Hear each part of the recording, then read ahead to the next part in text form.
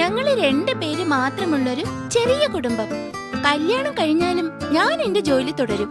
നല്ല അടിപൊളി ഒരു മോഡേൺ വീടായിരിക്കണം, 2 കാറും ഉണ്ടായിരിക്കണം. വീട്ടുജോലി ഞങ്ങൾ 2 പേരും കൂടി ചെയ്യും കേട്ടോ.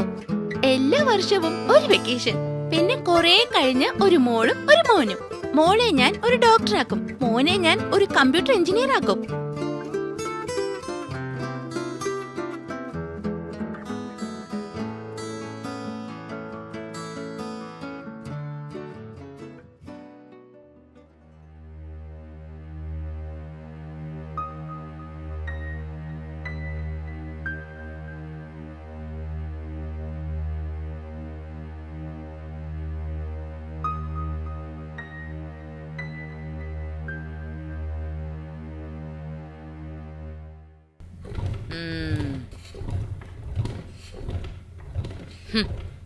തലമുറകളായി ഈ വീട്ടില് ആൺകുട്ടികളുണ്ടായ ചരിത്രമേ ഉള്ളൂ.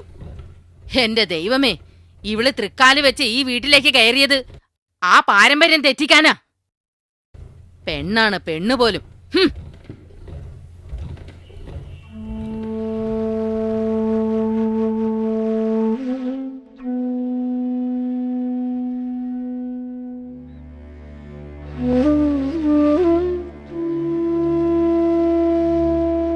നിനക്കറിയാലോ എൻ്റെ അമ്മയ്ക്ക് എൻ്റെ ജീവിതത്തിലുള്ള സ്ഥാനം.